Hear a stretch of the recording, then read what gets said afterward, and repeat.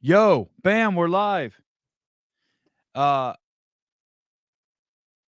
don't go to Reddit usually, but someone sent me a Reddit thread. It's fucking wild. It's absolutely wild. Holy shit, it's wild. What's up? Pat, what's Your up? haircut. Are you on a boat? Are you pulling up your pants? I'm in my garage. Were you pulling up your pants just now? Yeah. Hey, no, I wanted to. Speaking of pants, no, I'm doing this podcast in long johns. It's cold today. I don't know. I feel like I'm in Canada. I don't know what's going on. Oh, it's good news. It's good news for me. We're going to be out in California there next week, so I don't want to run in the heat. Hey, any Pat, Caleb, Pat. Hey, Caleb. I apologize for the haircut. We had a lice outbreak in the house. My wife's been telling me about it for 6 weeks. Oh, but no, really? But I've been in denial. I'm like, nah, everything's good. Everything's good. And then yesterday, a couple days ago, I was at tennis and I looked over at my kid's head and I didn't see hair. All I saw was bugs.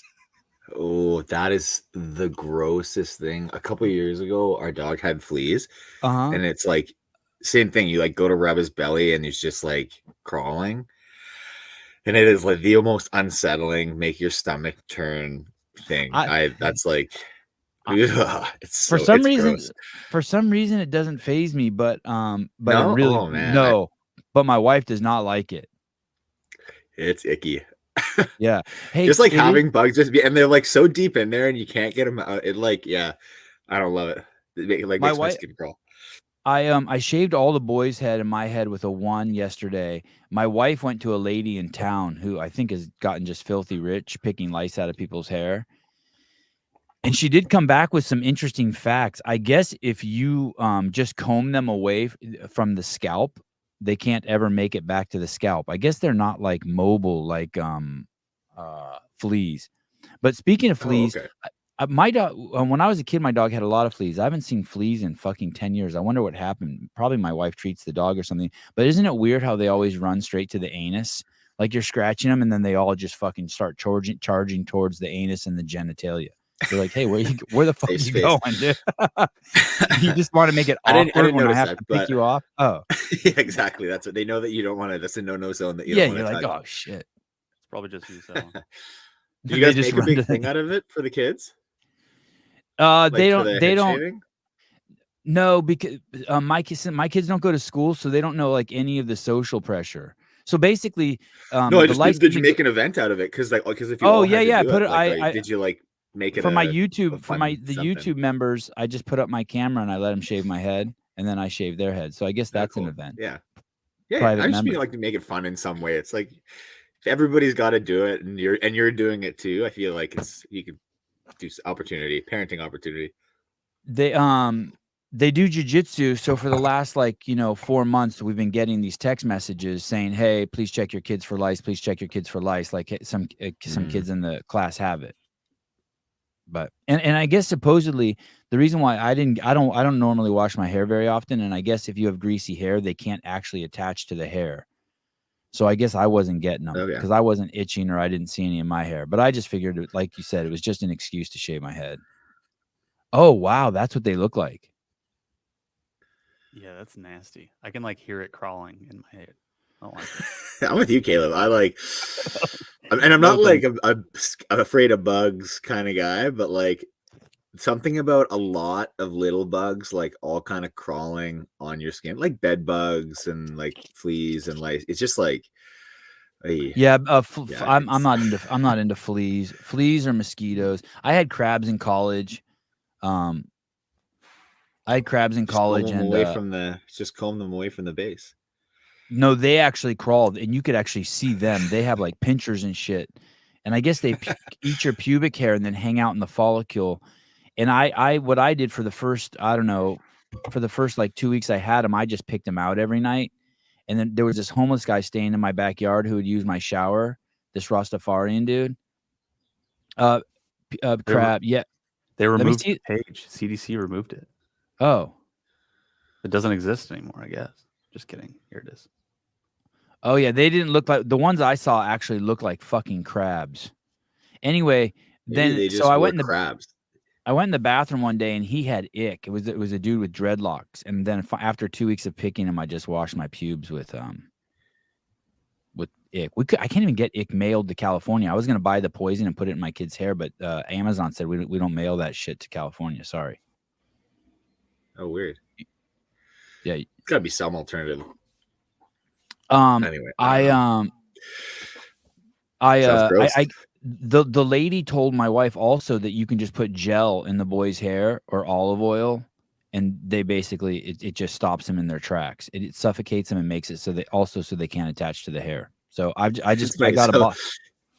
Go ahead. You know what I pictured immediately when you said gel was like actual like stiffening, hardening, yeah, like hair yeah, gel. it is. No, it's but that. So the way that I pictured it working is like you just rub all this really thick gel in and then let it harden, and then you just like remove it like a helmet, and all the lice are stuck in it, and they're gone.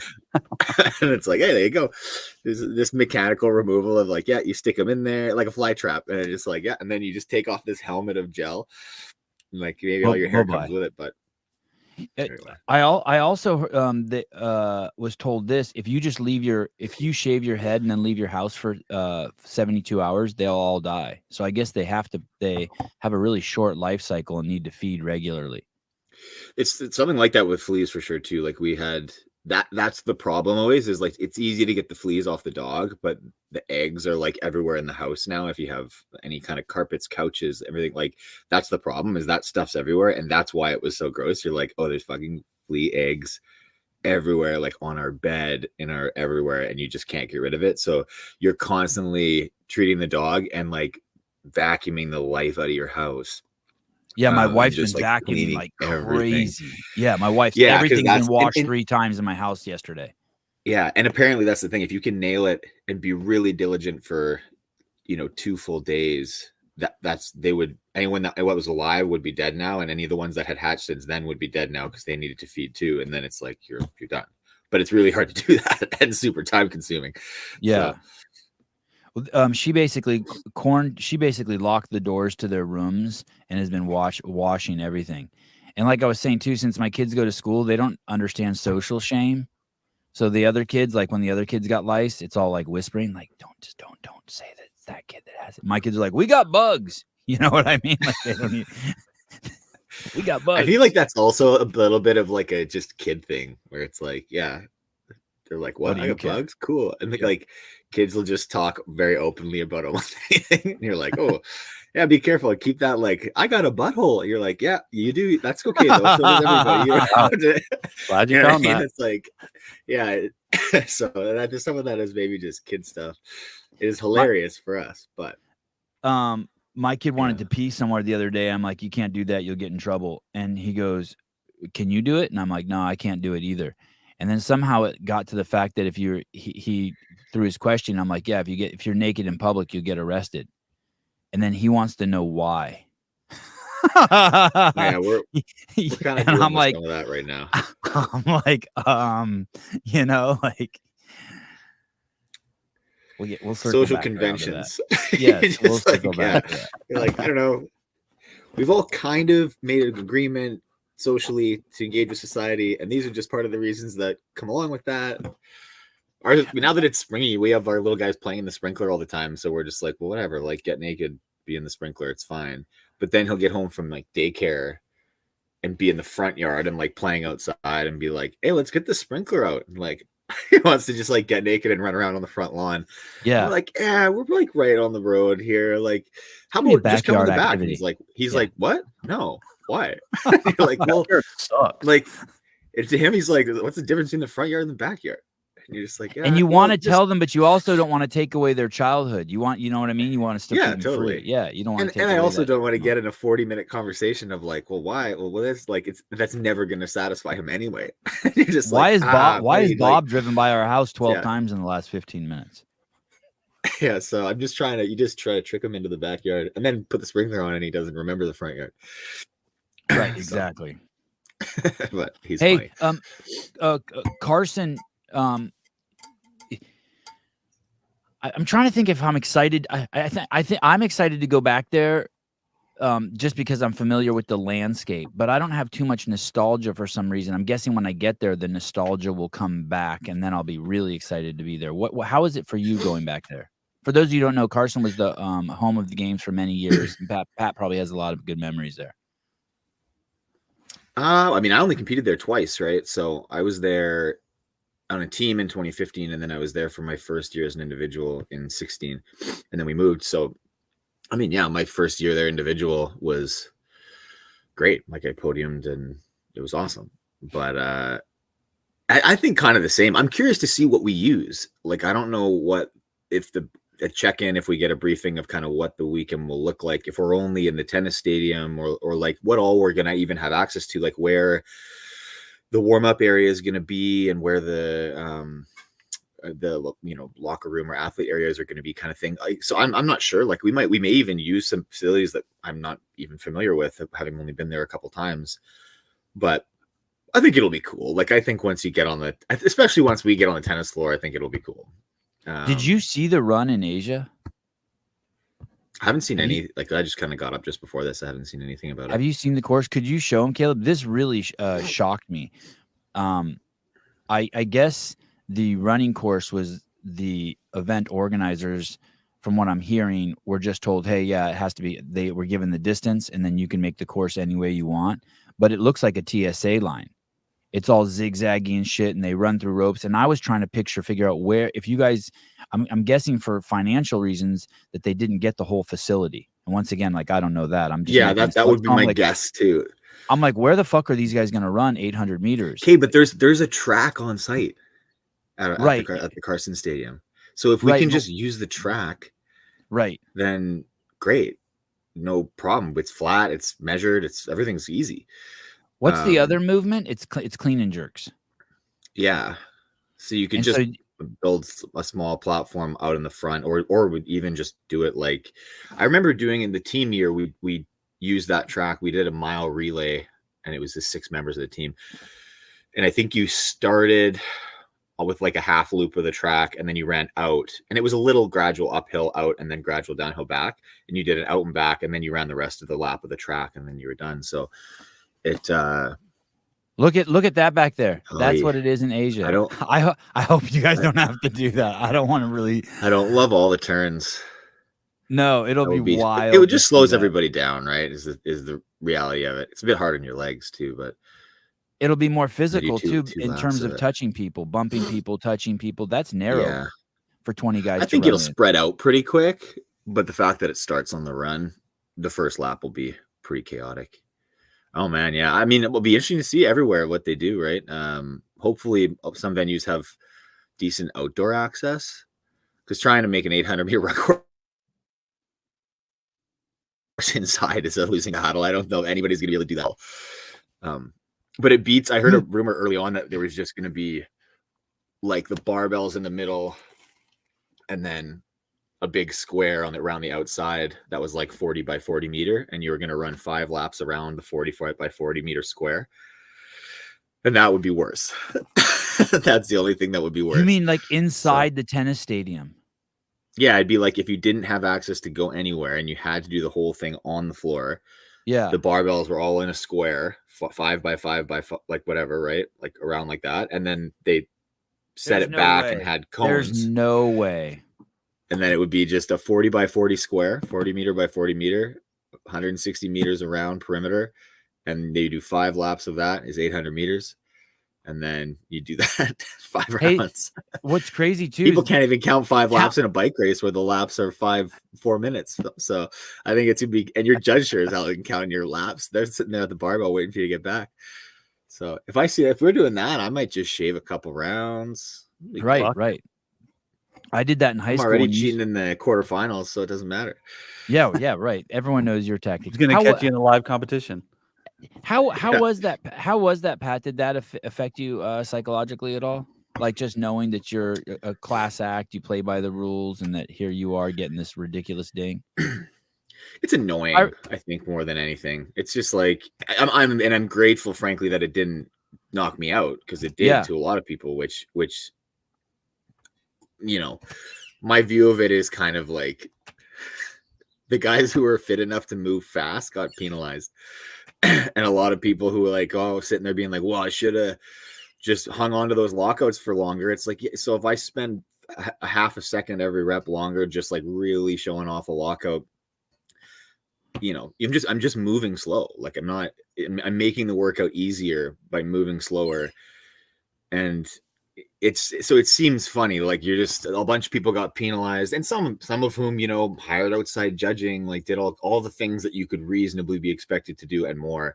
And for their effort, they were rewarded with their season being ended. Like I think it's sad, frankly. Like, and I feel really bad for the people who got the really raw end. Like I have to start in a lower heat at semifinals, which is annoying for me. And I don't get to race the best guys in that first event. And that sucks. Like practically speaking, I feel like that's annoying and that bothers me a bit. Anything other than that is just noise and I'm annoyed by, but I feel for the people who like Paige Powers or people like that got like absolutely fucked. Nick and like Paige are a true tragedy.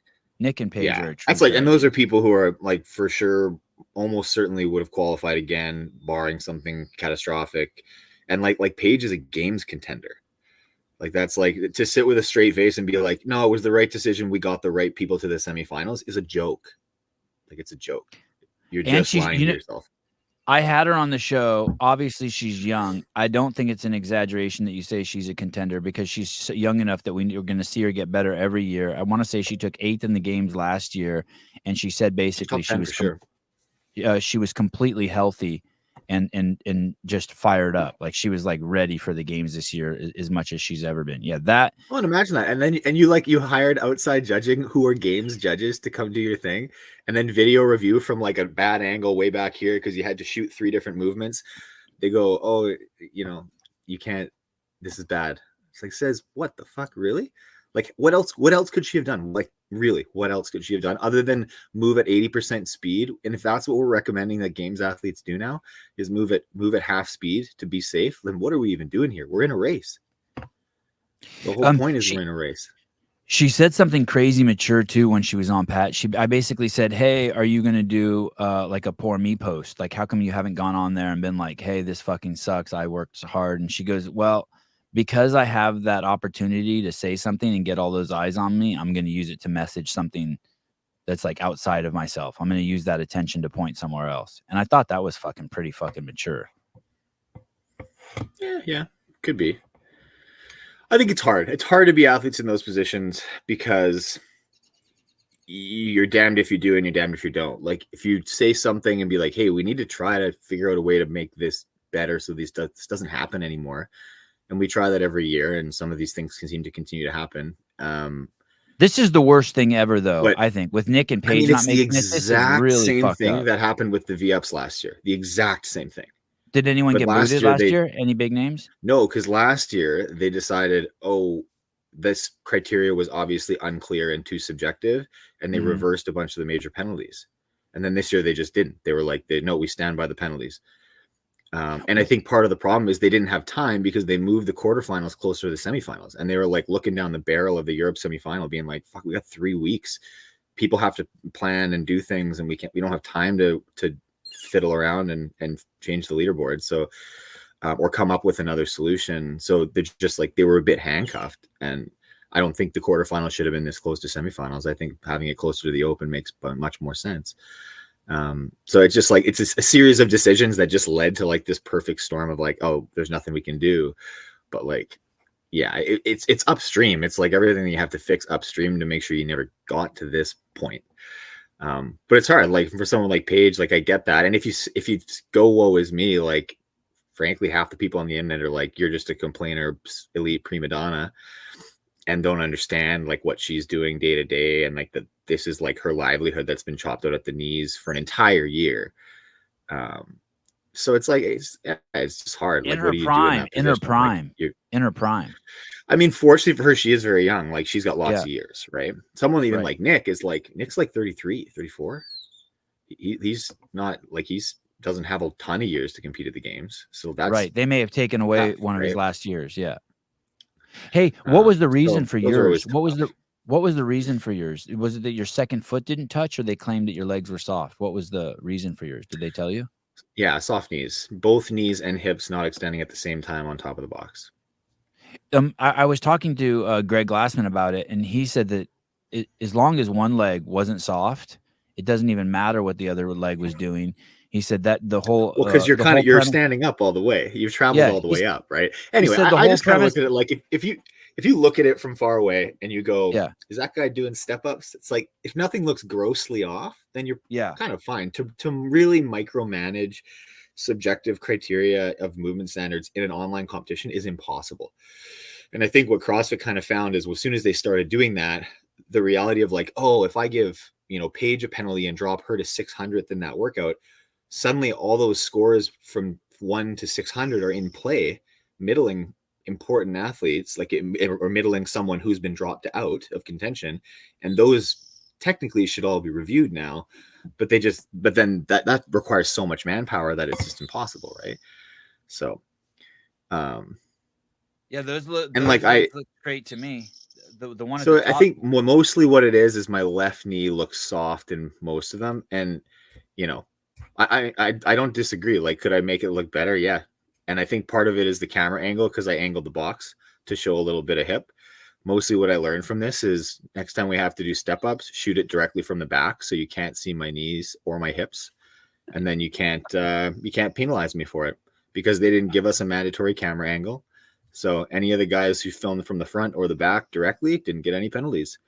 Interesting. But if you filmed kind of from an angle, then you did, right? So it just, I just think it's, I have a judge who's there. She's kind of out of frame here, but you get a judge who takes their judge's course, stands right next to you, says the reps are good, and then they overrule the judge's call on the floor with secondary video review, which is the exact opposite of what we do in live competition. In live competition, the judge's call on the floor stands for subjective movement criteria, and we're not allowed to use outside camera media to increase the our potential for review. It's not only different, it's literally the opposite. I haven't heard that argument.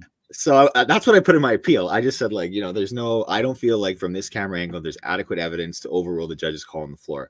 And generally speaking, in competition, we're not allowed to use outside camera angles to change an appeal process. And they said, did your judge feel bad? Appeal is denied. Oh, she felt fucking terrible. It's one of the owners of our gym.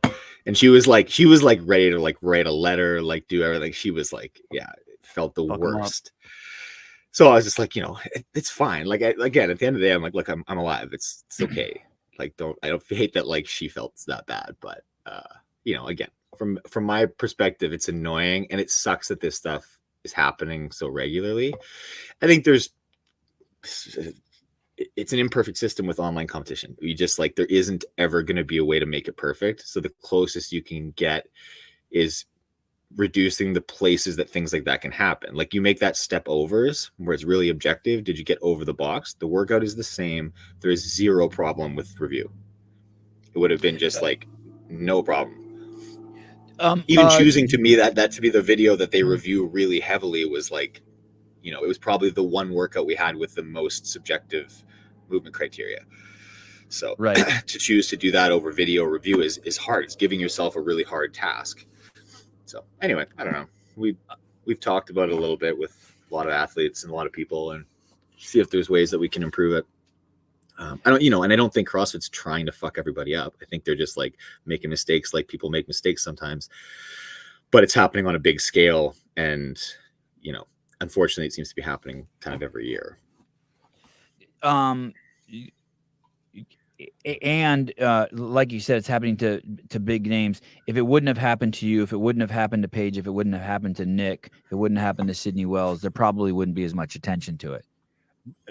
Not as much, for sure, but I still think there really should be. I think the problem is I agree. We're reviewing subjective criteria on online video submission. We just need to be really careful with the movements we put in online competition, because otherwise you're making yourself, as the organization, if I was going to create an online competition, I was going to review all the videos or a large percentage of them, I would want to make the movements easily reviewable. And I get that stifles creativity a little bit, but that's just a necessary evil for that stage of competition. And then once you go to live competition, if you put step ups like that in live competition, zero problem. Because as soon as if I get one no rep, I'm like, oh shit, okay, I got to go like a little more. I got to do a little something. I can even ask my judge and take 5 seconds. And instead of getting 50 rep penalty, I lose 2 reps. Right. But instead, a week later, people are getting these massive penalties and there's nothing you can do about it. And you're like, well, I would have done something differently and even mitigated the damage to just be a fraction of what it was, but you don't have that chance anymore. And that's the hard part of online competition is there's just like, you cannot react. And that's why subjective movement criteria should be removed as much as it can be. Anyway, but that's the thing. It's like, it sucks. It sucks that it kind of taints the quarterfinals, the last couple of years, that there was just trouble. You've been with Michelle Letendre for a long time, right? Yeah, I think since 2017. Well, I mean, kind of 16 too. And what was the name of the training program? She had the name of the program? You forgot it already, huh? Yeah, but that doesn't mean anything. I forget everything. I don't even know my kids' birthdays. It's called DECA-Comp. That's right. With a K. DECA with a K, comp with a C still. And good. And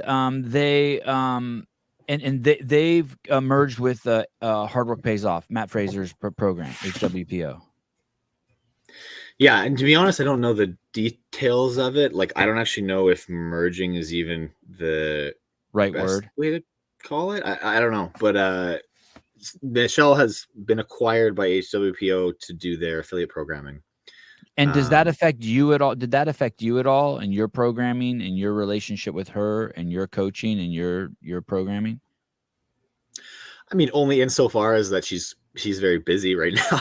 It's a little harder to get a hold of.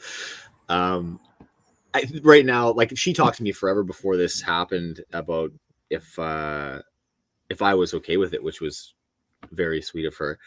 But I just told her, like, that's her career, right? Like, it's not my business. Like, I'll survive. And I think what I would like, what I hoped for and told her was, like, I would like to continue to work with you, whatever that looks like.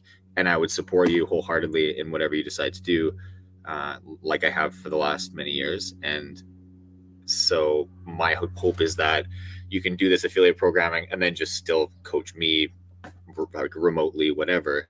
And like, now I'm moving east to be closer also as well to them. But yeah, I think right now it's her handful of athletes that she was still coaching directly. We're just still working with her directly. And then she's also doing the affiliate stuff on top of that. So far it's been no change at all in my world. Like, my coach hasn't changed. Our format hasn't changed. I think she keeps saying that soon she wants to get us on the HWPO app, but she's still onboarding all of her stuff. So I think she's not ready even to do that. So that might not even be till like post games when we have some time to wrap our heads around what that looks like.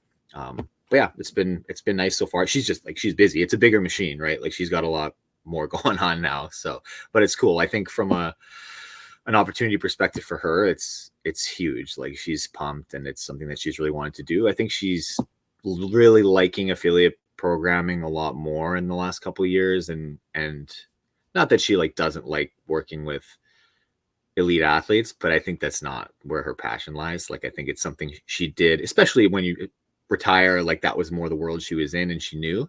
And then the farther she gets from that, I think she's just like ready to do other things and is happy to work on a team now again. Whereas for years she was really more interested in lone wolfing it and like being this challenger in the space. So I think it's cool. It's just like, natural evolution as you grow and your goals change, and it's a good fit for her right now. So I'm pumped for her.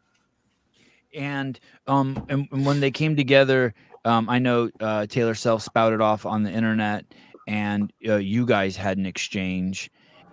Is that it seemed like from what I've heard that it worked itself out, that you guys were two kids, you guys got in a fight in the schoolyard.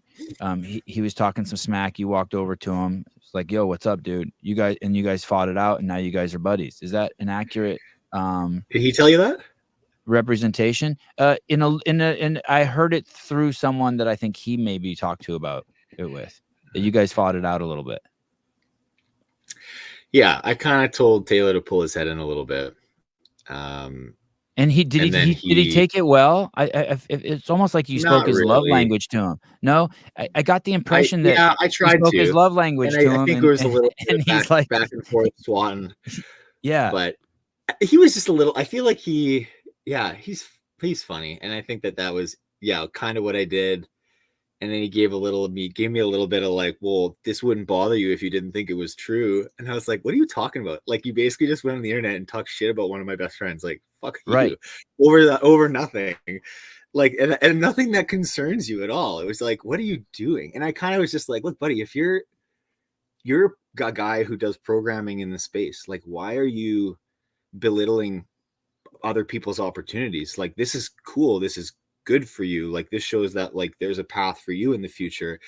And like, he was like harping on what Michelle did during her week of main site programming. Like, oh, that was the worst week of main site programming that I ever saw. Like, DECA comp is shit and HWPO is shit. And I was like, hey, like, it's just like, I don't know. It's one of those things I probably shouldn't have got involved, but I was like, I know better, but I'm like, I hate things like that. I was kind of impressed that you did get involved. You're like, hey, you're not going to pick on my friend. You just don't know what you're talking about either. Like, Michelle, she got some hate for what she did during her main site week, but what she did, people don't actually know. And what she did was she had a bunch of other coaches working under her, and she didn't program all the workouts for main site that week. She actually gave each of her head trainers with DECA comp the chance to program one workout that she would review and then give to CrossFit to post, because she was trying to foster coach development within the sport, which we need. And if you ask anybody, you say, hey, Taylor, do you think everybody should be working with remote coaches with the big companies like HWPO, Mayhem, whatever? He'd say, no, fuck no. People need to be doing more like working with local people and having, we needed more programmers and more people to grow. Fucking exactly. You know how you do that? If you're one of those big people, you take opportunities like that to help these people spread their wings and develop and grow. And like, Michelle has always been someone who has a good vision like that and is trying to help other people. Like, spotlight was shine on her and she turned it to shine on her people. Like, that's fucking cool. Like, what are you doing? And then you're talking shit on her? Like, fuck off. So I was just like, man, I don't know. I was like, dude, I got no time for you. Like, that was like just such a backhand. And I was like, so anyway, I did give him a little bit of shit. And then I kind of at the end was just like, hey, don't like try being happy for people sometimes. Like, you don't need to knee jerk to like shit on something all the time. Just like, it's cool. It's fine. Like, just someone else got a cool opportunity. Great. Maybe you'll get the next one. Like, it's cool. Like, I don't know. I was a little bit, I was annoyed by that. And I let him know as much, but I think we hashed it out fine. Yeah. It sounds like he says a cute selfie of him smiling, which was nice. I felt like it was good at the end. Was his dick in it, or? Yeah. Was he naked? No, it looked like it was hurting him to smile though. He says, I did run my mouth, Patrick, and you called me a cuck. No, I said he was giving big cuck energy, I think, or it was something to that effect. Well, it was funny because there are these boys like that, that their first interaction needs to be a fight in order to be friends. And it sounded there's a lot of look, and like I played a lot of sports growing up, and I'm down with the culture.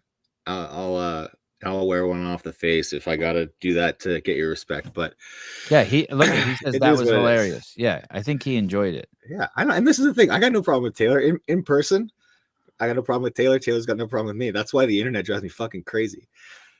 But I just, the way I heard the story was it sounded like it was like a fairy tale.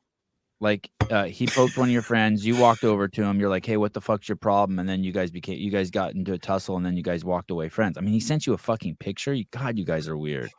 Did you send him a picture back? I work fast, man. I work fast. I don't actually remember if I did. He's in the chat there. Maybe he can tell you. I don't remember if I did. I maybe did, but maybe like a foot pick or something like that. Something just to ease the tension. Story's over, Sevan. Shut up. All right. All right. But I don't know. That's like, I feel like if I'm not bad at that, being able to diffuse a situation like that. But I think that, yeah, we heard each other and it was good. But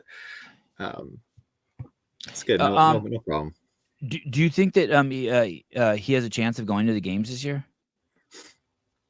Taylor, yeah, he's just got to avoid a meltdown like he had in quarterfinals, which, by the way, thank you so much for. That was like one of the best moments of my life in the recent memory. I've watched that video many times. I actually made a GIF out of it. And next time you're running your mouth on anything, I'm just going to keep posting the GIF. It was. I think Taylor's great. Like, I think that he surprised me in quarterfinals. Actually, it was some of the like the weightlifting event. Yeah, he surprised you on that. He surprised you on that last one he did too when he fell off the box. Have you ever had a moment like that where the world shuts down for you? I have. Yeah. I've had lots of them. I've had lots of them on big stages. But so this is the thing. Like, I've been there. It's just hard to not enjoy that. No, the best part of the video is that he no reps the next one after the fall. That's maybe the best part of the whole thing. Oh, because he jumped down, didn't he? Instead of step down. He jumped down, yeah. It's like the biggest insult right afterwards. But God, that was wild. I think given what the workouts are, it'll be interesting to see. Like, I think if I had to pick a weakness for Taylor, and I think he'd probably agree, it would be squatting. Like, I think with his knee injury and stuff like that, he hasn't squatted as much in the last maybe couple of years. And it's a very heavy leg weekend in general. It's not all squatting, but it's a lot of legs. So if your squat isn't terrific and your legs are already beat up, it might be tough. But even the places there's lots of squatting, like squat snatches, Taylor's got a really good squat snatch and stuff like that. So I think he actually is great. And what does the East have, like 20 spots? I think it'd be hard not to make it. I watched your video with the Buttery Bros when they came and you guys were using that Ardor app. Yeah. The AI app. That was fucking really cool. I watched that last night. I really enjoyed that. That went by really, really fast. Cool. It was a great video. And there's a scene there were my two takeaways in it were this. Do you have a sauna that you tow? Do you tow a sauna to a cold lake so that you can go in? I'm glad that's takeaway number one. I was like, holy, like, what do you mean you're going to go to the sauna and the ice and jump in the lake? And then I looked over and in the side, I could see that it looked like there was a sauna being pulled behind a truck, like a big. I thought it was just going to be like some cheap tent, but it's a full fucking wooden sauna. You guys tow that around? Yeah. So it's not mine. It's actually Jordan, who's one of the other guys in the app there, the programmer. His friend Eric built it. A big barrel sauna, and he rents it out now for that. They call it sauna where you wanna, and it's a big plug for Eric and sauna where you wanna. But they're just towable. There's a few of those, like on the island. We've done it a few times with different companies. Like, it's kind of a thing here because there's a lot of throughout the winter. You know, you can tow it right to the ocean side or right to like a riverbed, and you can do the kind of hot cold thing. Like, we did one with some buddies for their birthday not that long ago too. So this was just a lake right near where Jordan lives in Squamish. It has a generator it's a wood. It's a wood. It's a wood stove. And how long does it take to get hot? Not that long. I mean, to probably get it good and hot, like maybe take 20 minutes or something like that. You just like. I think this time actually we set it and we put some wood in it to burn before we started towing it, and then we towed it and let it heat while we towed it to the site, which you probably shouldn't do, but we did it anyway, and it was good to go when we got there. But it gets hot, like it got, as hot as you could ever possibly handle. So that was fun. That was just like a nice little. We were in Squamish up in the mountains, so it was just a nice way to get outside and do something. Yeah, I'm trying to do more of that before I leave. That looks like a really good life, being able to tow a sauna to a clean, freezing cold lake and do that back and forth. Yeah, wow. Well, and then cold either. Julian's a bit of a wuss. Oh, okay, good. He's a California boy. Okay, and then the other another takeaway I got from it was Heber was drinking a rain in there. This is going to be very controversial. This one I'm going to bring up, and this takes us into politics, Pat. And he said that the rain in Canada only had 109 milligrams of caffeine in it. So I looked up on Google. I Googled, does Canada have restrictions on the amount of caffeine in energy drinks? And there is a restriction on there. Did you know that? Mm-hmm. Yep. How do you tolerate that? You're a free man, Pat. How do you tolerate these restrictions on your caffeine intake? Well, you could just drink another one. Okay, very solution one oriented. simple question, a simple solution. You also I think the problem is our FDA here is more concerned about the safety of kids. Yeah. So the thing is, like, a lot of kids are going into a corner store and buying those, and do they need 300 milligrams of caffeine? Because a kid will drink, not even knowing it, a kid would drink 2 or 3 of those. Right. And now you're at like 1,000 milligrams of caffeine and their heart's exploding. So it's you end up like Andrew Hiller if you do that. If you drink that much caffeine, you start acting like Andrew Hiller. In what way? Dare I ask? Well, I mean, I don't know, but or just like manic in general. I just think he drinks 1,000 milligrams of caffeine a day. He has like 3 C4s a day. Yeah, confirmed. Yeah, so I don't think it's a problem. I think it's just like there's the odd thing that comes up, because there's the same thing for like sugar content for various things and stuff like that. Like, I think it's generally a good problem. But I mean, you never even notice. Like, I just look at stuff, and I don't drink Reign anyway, or most energy drinks, but it just is what it is. Like, and that's what it's always been. And then we go to the US and we're like, Jesus Christ, you have 3 times the caffeine. What is wrong with you guys?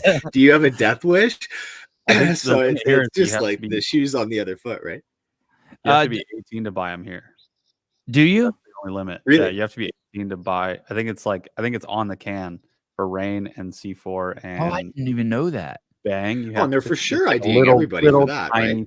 Oh, for sure, dude. For sure. Yeah, 100%. That's what it says. It's on the can, man. If you drink 1,000 milligrams of caffeine, your eye goes sideways. All right, well, that explains. It's because it's trying to get out of your head. It's like, fuck this, I'm out of here. Have you looked at the workouts, Pat, and been like, okay, and then looked at the field and be like, okay, I'm going to take first in this one, third in this one, second in this one, first in this one? Have you figured out, like, done the math and been like, okay, am I going to the games? Like, do you do that? Before we get to that, I do want to say, I want to go back to this Arter video quickly. Yeah. Because you should have some other take home about Arter, which is like pretty cool training interface. Dude, it did look very, very cool, actually. I was actually really impressed with the explanation of the app. It did look very, very cool. It's neat. It's kind of like just a way to for people who are like not necessarily doing CrossFit or anything. It's like it's scaling, right? Like it's going to scale everything very specifically to you. Everything could be scaled at different levels based on skills and strength. And it's just like, it's the effort is always to match stimulus, right? So it's just personalizing stuff so that if I finish a hard workout and I crash at like, oh man, I did this in 10 minutes and it killed me, you should be able to do the workout or a version of it in 10 minutes also ish, and feel kind of the same as I feel when I finish it. And that's kind of the thought, is that way, if you're doing a workout with a buddy, one person's not finishing 10 minutes ahead of the other person based on like, if the scaling. I didn't like it that it gave one dude 3 rounds though.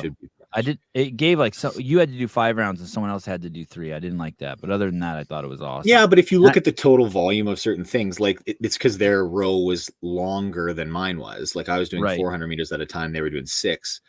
So like the meters evened out, but they couldn't do handstand pushups as well as me. So like, you're not just going to stick them on the wall for 5 minutes and watch them try to do 10 handstand pushups. Like, you let them do something else. And then every couple minutes, when it's like, oh, we think every 2 minutes you'd be ready to do 3 to 4 handstand pushups. So it kind of sets everything else like that, so that you can keep moving. Like, you can keep moving. You don't get pinned.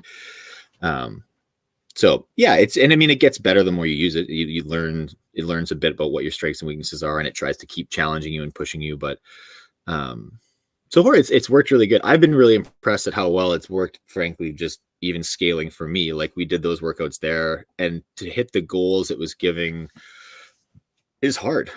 And it does everything from like, it'll give you circuits or intervals with bodybuilding type movements, like whatever you're into, right? If you like strength training, bodybuilding training, whatever, there's all kinds of different stuff in there. So it's been fun. It's been a fun project. It's pretty cool. And it's fun to use those tools or create tools that people can use to help. The whole idea too is like, we I work in clinic and try to help people get healthy and do things. And if everybody had a personal trainer, it'd be a pretty good world, but that's expensive.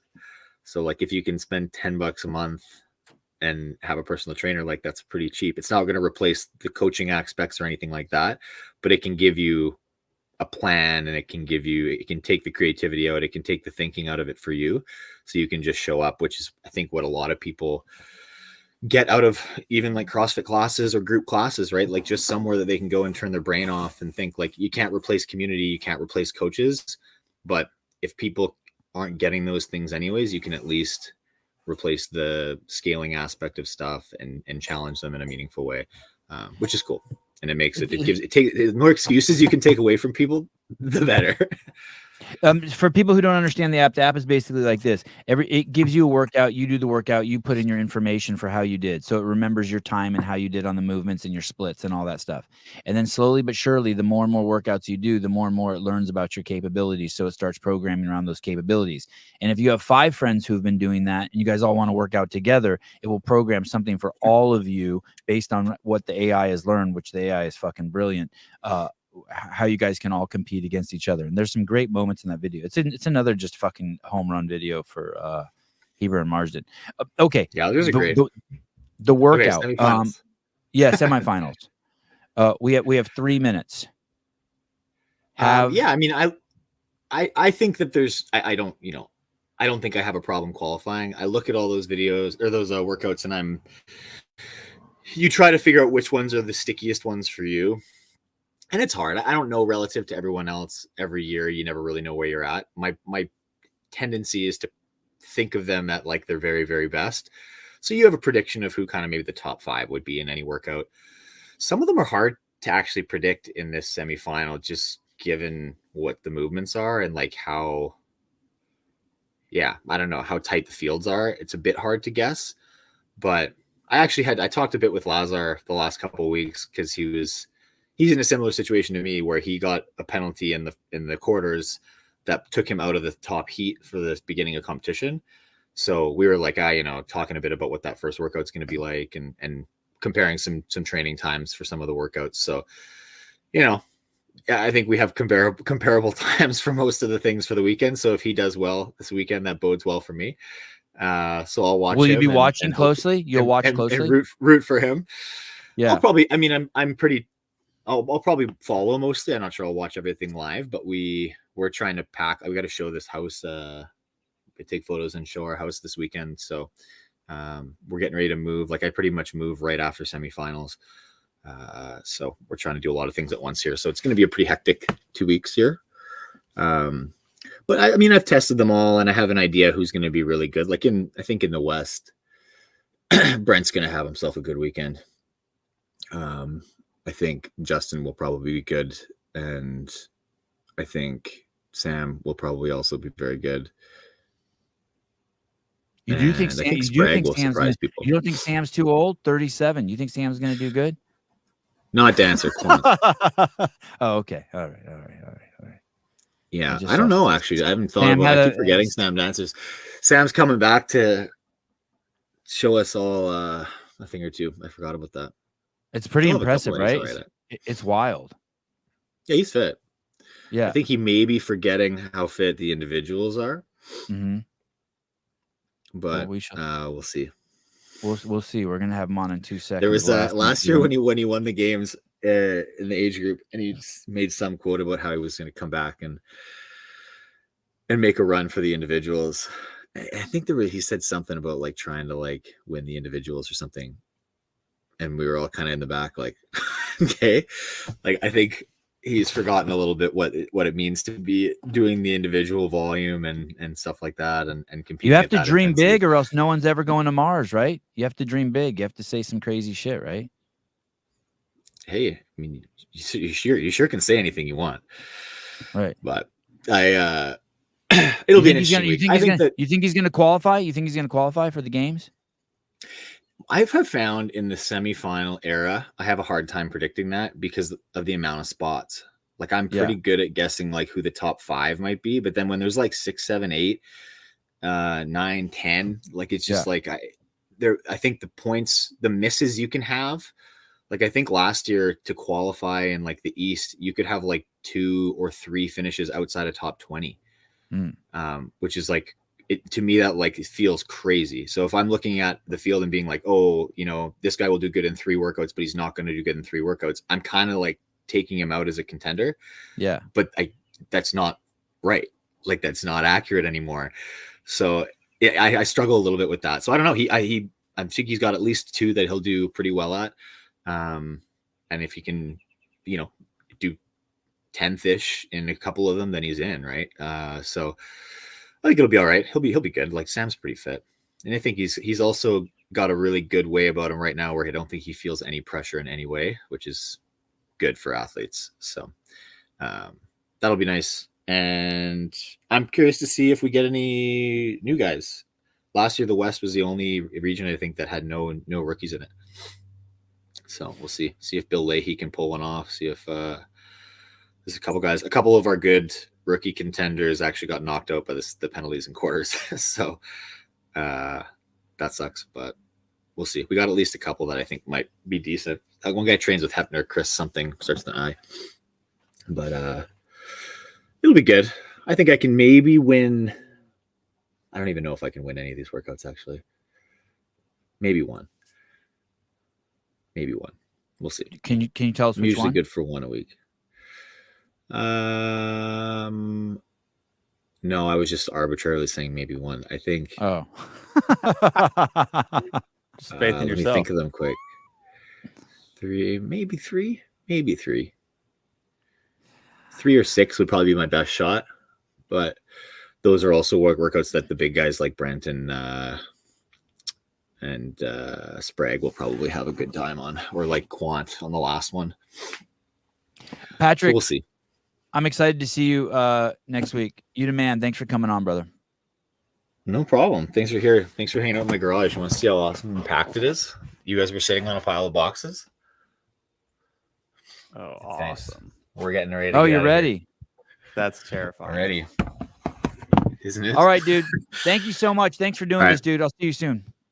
No worries, guys. Take care. Enjoy the weekend. Bye. 2 of the easiest guys in the world to interview, Sam Dancer and Patrick Vellner. Sam, what's up, dude? Morning, gang. What's up, dude? Oh, not much. Just got to catch the tail end of the analysis, the Sam Dancer analysis. Yeah, that's a pleasure. 37 years old, going back to semifinals, won the age group division. Boy, you look young too. I put lotion on my face this morning. Did you put lotion on your face this morning? I feel a little weathered this morning. You look young. We had a birthday party last night, so I ate some crappy food and stayed up a little later than I normally would. Do you have a mullet? Kinda. I gave myself my own haircut. I got kind of. Me too. My hair was like down to here, and I got tired of laying on it, and it would get pulled out, and so I just took scissors and just like chopped around my head. I want to go back to. It looks good, by the way. It looks good. It looks game ready. I want to go back to last year. You win the age group at the games. Was that important for you? Yeah. In a number of ways. Just to kind of a sort of redemption, if you will. I was just really bummed at how the season ended with the injury, and just to kind of prove to myself also that I can come back and I can heal and I can still do the things that I love to do. And just as much as I was maybe proving that to myself, I really enjoy just showcasing what's possible as we age, and just showing sustainability in the sport. And so it was important. And I've always wanted to win a gold medal in CrossFit, however that came to be, whether that be team, individual, masters, whatever. And when you how long after you finished that did you know that you'd make a run to go individual for this year, for 2024? I had made it up in my mind even before that year that if I won a gold medal in the Masters division, I would go back into the open individual division. Again, both for myself personally and just to showcase, like, I think people would enjoy to see what that comparison is, and and what an athlete of my age can do against a bunch of 20-year-olds. So you knew even when you were in that season, you knew, okay, I'm going to get through this season, and next year I'm also going to make a run at individual again. Did you make a run at individual in 2023? So in 23, I was set on the Masters thing. Mostly, I came off of 2 years of not competing. We had our daughter, so I decided that during the time that Jenny was pregnant and the first year of her life, that I was just gonna. I mean, I wasn't like completely screwing off, but I was in no shape to qualify individually for anything. After those 2 years, I wanted to get back into it, and I thought with my age and we're coming off of 2 years of not competing, I thought just the Masters thing would be more suited for just where I'm at in my life, and I don't want to say I regret not going in the open individual route, because the way things played out is really cool to me. But just looking at how I was competing against athletes like Justin Medeiros or Chandler Smith, Patrick said, he's like, I don't think he realizes how fit the individual guys are. Like, that's not the case. I know they're fit. I know they're very fast. I know they have a lot of skill, a lot more skill than I have, a lot more strength than I have, even more too. I'm pretty aware of what it takes to qualify individually, and through training with those guys, and that's the very reason why I'm giving it a go, is because I have trained with those guys, and I do understand what it takes, and I do understand like how fit you need to be to do it. And so, yeah, I kind of, to a degree, I regret a little bit not, 2 years ago, I would have been in much better physical shape to tackle that. At 37, I noticed the 2 years that I've lost, not lost, but it's just, I would imagine at 34, 35, I'd be a lot more formidable of a competitor than at 37. So just like I would be if I was 27 or just younger, to a degree. Since I've gotten older, I've just gotten smarter and more disciplined with things. So there's definitely aspects of my fitness that have improved with age, but it would have been fun to take a swing at it when I was like 35 instead.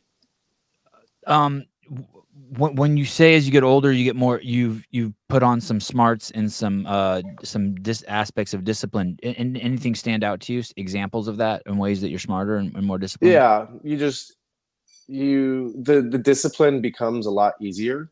I think you grow up a little bit and you realize, I mean, like how, I realize the older I get, how important it is to go to bed on time and not be on my phone. Like if I go to bed at 8:00 versus 10:30, I feel significantly different in the morning.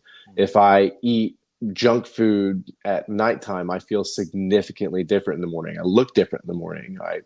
And I feel different. So you kind of, and when you're younger, you can get away with that shit. You can not stay hydrated. You can go to bed late, and you you think you feel the same, but you're really just disconnected from how you feel. You're just not aware of it. You're just, it's ignorance really is what it is.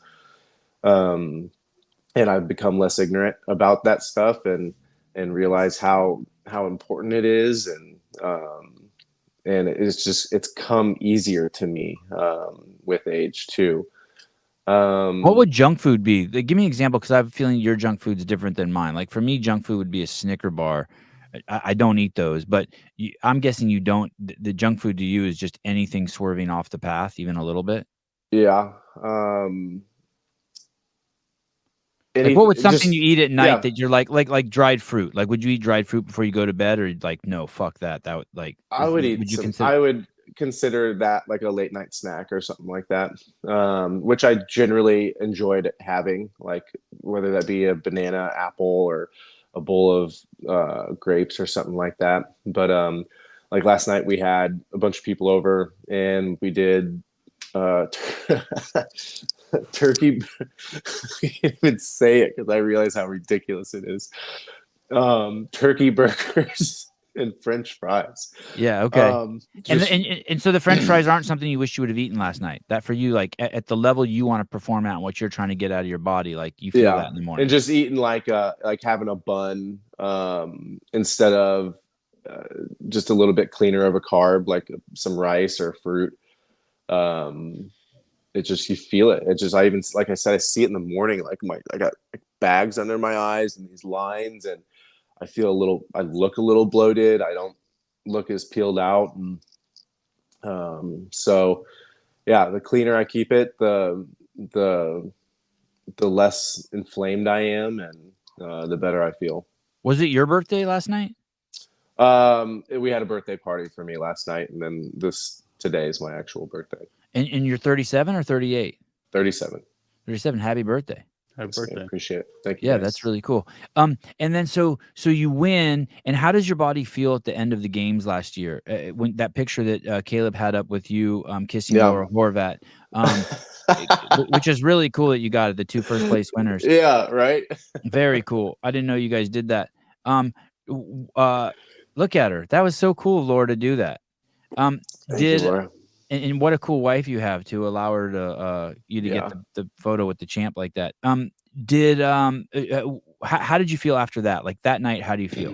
Are you beat up? Are you like, shit, no, that was hard? No, I felt great. Body felt great. Mind felt great. And I kept thinking to myself, like, remember how you feel now. Because if you can feel this way again, you can qualify. And I have had to keep reminding myself of that sentiment, because it's like to Pat's point, like where he's kind of claiming my ignorance to what it takes to qualify and be an individual these days.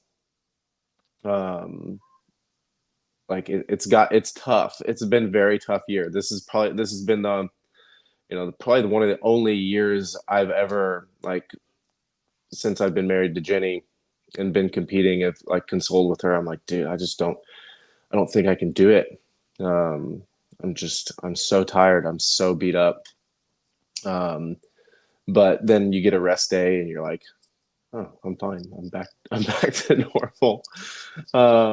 But that's honestly, that was more like during the beginning of the season. And there's lots of reasons for that. Like just having a kid, you're getting sick like every other week at the beginning of the year. So just struggling with respiratory issues, and I take a pretty legitimate off season every year too. So it's quite a bit of work to get back to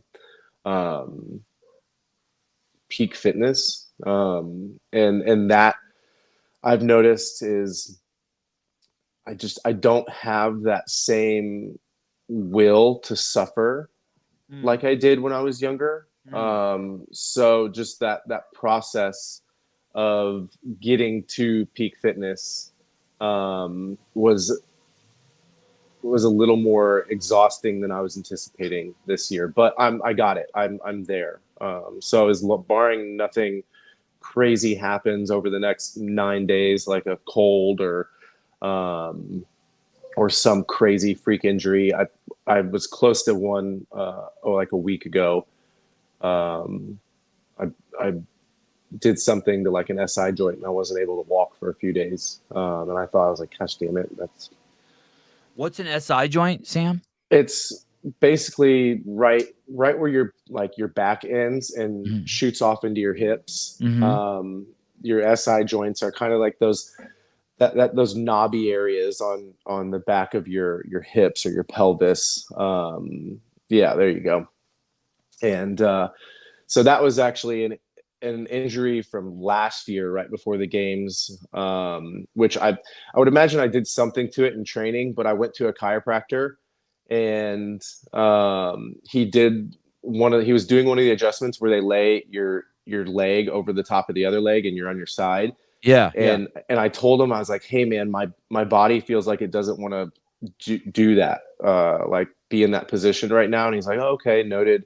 I'll be really gentle with it. And he was really, he's like, we're just going to create a little bit of space in there. It's like, all right, whatever. He did it. Nothing. I didn't feel really like any pain when he did that. But about 3 hours later, I could not get out of bed. And I think it was just an aggravation of whatever that was from last year. And it wasn't when as that bad. happens, are you like, fuck, my season's over? Was it like that? Yeah, for sure. I couldn't get out of bed. And this year wasn't nearly as bad. I could get out of bed. It was very laborious and lots of noises to accomplish it. But man, there was not very long ago, I couldn't work out. I was having to do some unique ways of training myself and keeping my respiratory system challenged. So doing things like I have an altitude generator, which isn't great for like recovery, but and under with some small bouts of it, just keeping like my CO2 tolerance really high. And I was still just I use this thing called an AeroFit. It trains your diaphragm. So even though I was pretty stationary, I was doing everything that I could continue to challenge my lungs and my heart and keep things going. And then just every day I've started to progress a little bit. And I'm to a point now where I'm still nursing it a little bit. I don't feel it, but the snatch workout, that's been the only workout I haven't really tested, and we'll probably wait until next week to run through that one just to make sure I'm healthy. Who are you training with these days? Man, I bounce around. I'll train with Chandler and the team. I'll train with Danny Spiegel. I train with Matt Bickle almost every day. He's just so great because he's so unique on the machines. There's not a lot of big guys like him that have the lungs like he does. So he will come in and he will put a hurting on us on the machine. So, and just with where I'm at in my training age, he looks great, by the way. Yeah, he's doing really, really well. He's very fit, and he gives all of us a wonderful push in the gym. So I chase him around on the bike and the rower and the ski erg and yeah. So just kind of bounce around. And what's your weight at these days? I want to say that I read somewhere that you're 20 pounds below your max weight ever, like as a human. No, that's not true. Oh, my max weight as a human was 275. Oh, okay. So you're way less than that. Yeah, it's pretty natural for me to walk around at like 235. and I'm down to about like 215 right now. I'm down 15 pounds since quarterfinals. Wow. Do you feel great? Do you feel great being that light? Like, are you like, oh. It's a little bit more work than I care to put in. I don't. You mean like the discipline of the diet? The deficit is a little challenging. Managing that, because like with my hormones and just like injuries, like it's really important to make sure that you're getting adequate nutrition, and if you're not, then it's really easy to get injured. It's really easy to screw your hormones up and have those all out of whack. And I mean, if you're not healthy chemically or physically, then you're going to have a tough time, doing well. So I achieved that mostly through just like some additional, like very low heart rate, like stair stepping at the end of the night, or I'm definitely not trying to put myself in a deficit during like my training. So you have to be kind of strategic about when to cut those calories, and so that you're actually burning fat and not like causing any problems physically or chemically. Is that the goal, to show up to the games being that light? And if so, why? What are you trying to accomplish? It's like taking a weight vest off, man. I did all those semifinal or those quarterfinal workouts at like 230, 235. And I'm at 215 now. So it makes things so much easier. But I got really lucky this year with the workouts. The workouts are very low skill. As of right now, they could surprise us with something, I guess.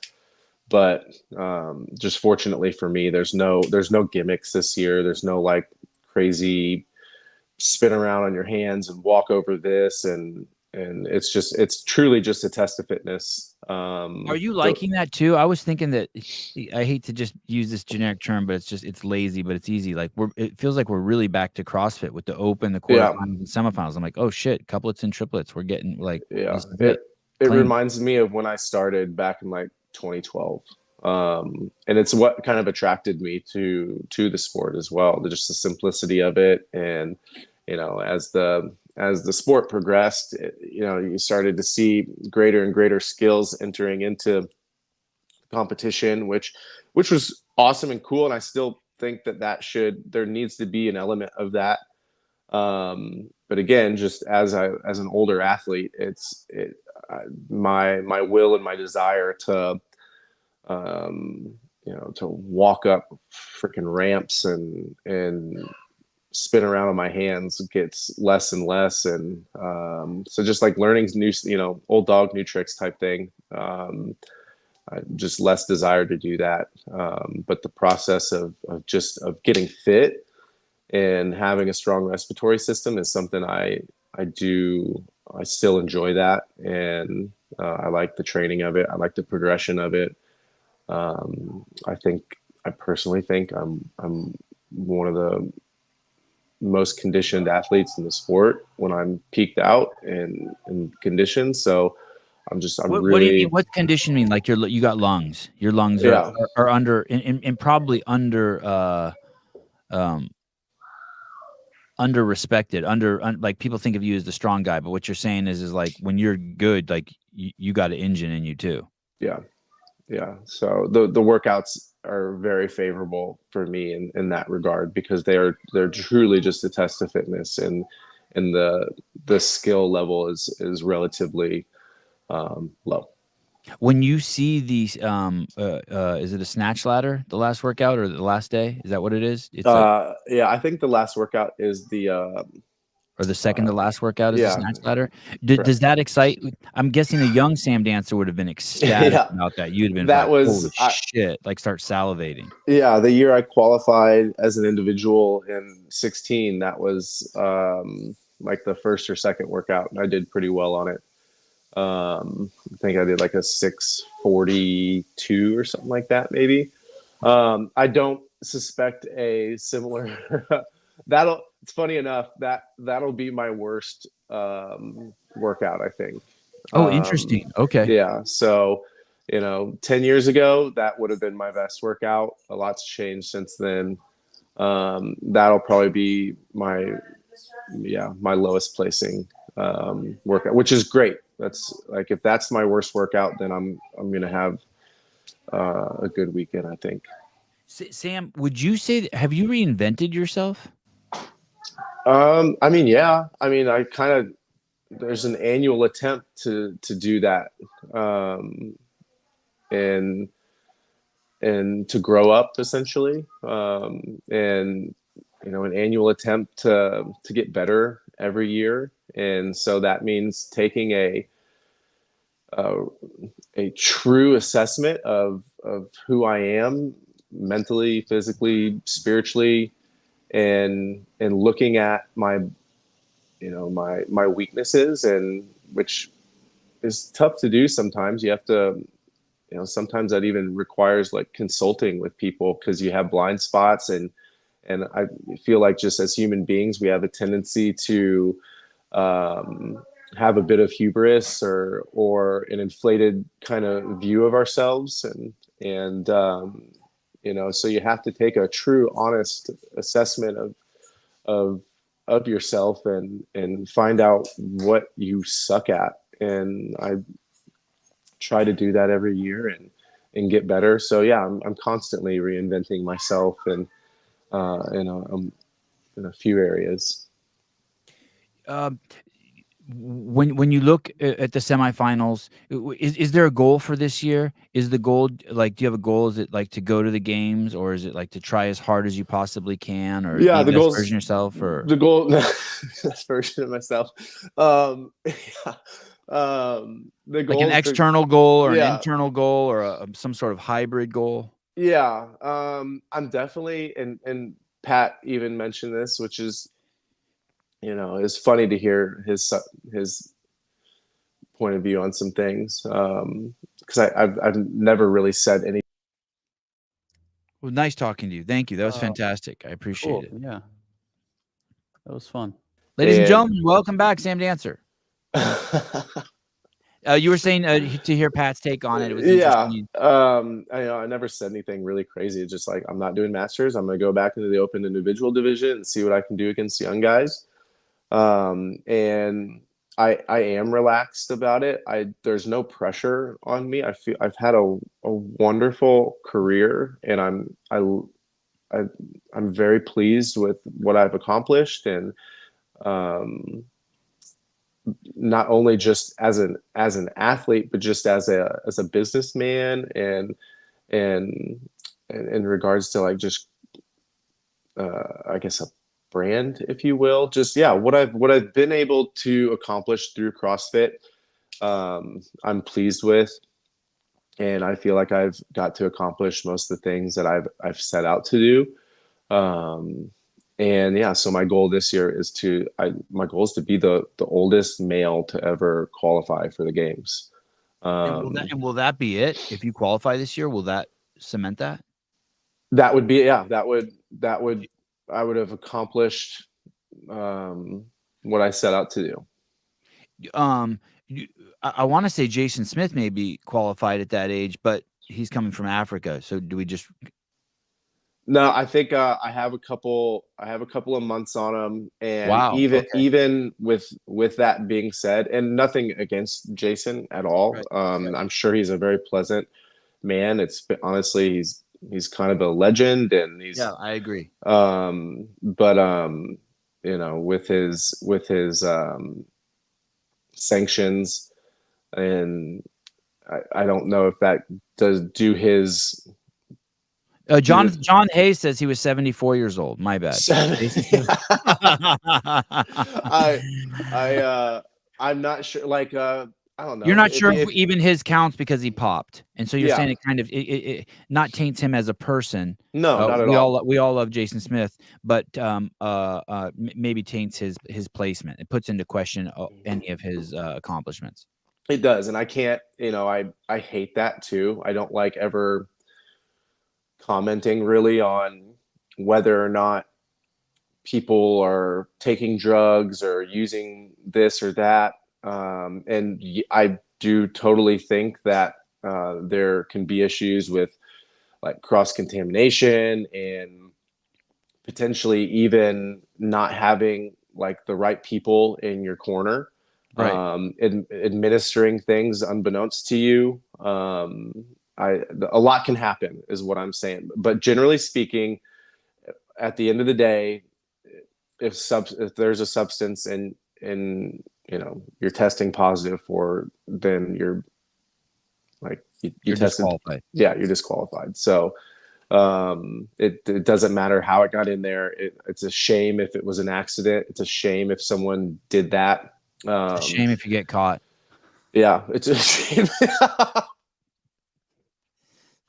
It's a shame. I really like Jason Smith. I hate to see anyone. Yeah, for sure. No, but I'm not. But I'm also not competing against you guys either. So, I know it's people who do drugs are like considered cheaters, or that they took something from someone else. But I really like him, and I like what he did. And yeah, I do too. I don't judge him. I don't judge him as a maybe I judge him as an athlete for it, but I don't judge him as a person for it. Yeah, it's hard for me to even judge him for that to any degree. Like I was saying, it's just I just bring into question the validity of his accomplishments because of that, nothing else. Right. I don't like to make it like any type of personal attack or attachment to Jason for what happened, or any of the athletes for that matter. I can very easily, not that I'm happy that I can say I've never even flirted with the idea of taking any sort of drug for performance enhancement reasons. Right. But yeah, I can look back at myself as like a young man and see just some of the dumb shit that I've done, and it's easy for me to have compassion for people when they act like fucking idiots. So. When I was in high school, I gave this dude money, Sam. He said he was going to Mexico to get steroids. I think I was 16 years old, and I gave him the money to go to he was going to Mexico to get steroids, and of course I lost the money. He never came back. But I'm glad, because right, I don't want to fuck with my hormones at 16 years old. But if he would have come back, I'd have done him. Yeah, sure. And I never, in the thought process was never even like, is this good for you? Is this bad for you? Is this legal? Is it illegal? Yeah, Why would you do it? I was just like, drugs, muscles, give. Yeah, it was that clean. The thought process was that clean. Yeah, you don't have that capacity. As David Reed said, yeah, nothing matters. Yeah, just nothing matters. Yeah, I remember thinking when I played college football, I was like, I know what I'm doing to myself. Like, I understand that I could, get some sort of bodily injury or brain injury that could end my life. And now I look back, I'm like, you dumbass. Like, what were you thinking? Would you let your son, if you had a son, would you let him play football? Oh, man, probably not. Yeah. But also I wouldn't, I don't think I would advise against it, and I would try to do my best to make sure that the communication was clear of what effect this could have on you down the road. I don't think I would outright like put my foot down and say you're not playing football, but I would try to make it really clear like how you could very easily, you could even lose your life. You could get paralyzed. You could do significant damage to your brain, and yeah, it could cause a lot of issues. So there'd be serious conversations around it. I would definitely advise against it. Since we're talking, I want to bring up a controversial. I think I want to bring up more controversial stuff with people when I have. Yeah, you enjoy that. I have this reputation of bringing up controversial stuff, and I never actually do. Yeah. So I'm gonna do it. I want you to listen to this lady, okay, and tell me what you think about it. This is totally off subject. Okay. Okay. Okay, here we go. It starts off with the pill makes women date low testosterone soy betas. Here we go. Specifically, the pill is ruining women. Studies are showing that women on the pill are attracted to the physical features of the low T soy beta man. Soft jawline, round face, skinny jeans. But when women are off the pill, they're more attracted to masculine men. The men who will take care of them and beat up the bad guys. Broad shoulders, muscles, happily carries a gun. And this change happens because the pill tricks your body into thinking that you're pregnant. And when you're pregnant, you want more support. You want to be around family. And so in a way, the pill is making you more attracted to men who remind you of your family. Translation, you're basically trying to date your brother when you're on the pill. And not even your good looking brother, the one that played football and was homecoming king. No, your ambiguously gay brother who was in the band and watched Star Trek. Sorry, Trekkies. So ladies, get off the pill. I'm guessing, let me guess, your wife is, when you met your wife, she was not on the pill. Gosh, when I met Jenny. Hey, Jano. Here we go. When This we is met, study one. you were on birth control, right? Because I think I remember you getting off. Yeah, the moment we got married, I got off. Yeah, right when we got married, she got off the pill. She was on it, she said, for about 12 years. And it was quite a chore to get off of it. She's ruining the study. She's ruining the study because you're about as manly as they fucking get. Look at your fucking head, dude. Your fucking head. I think,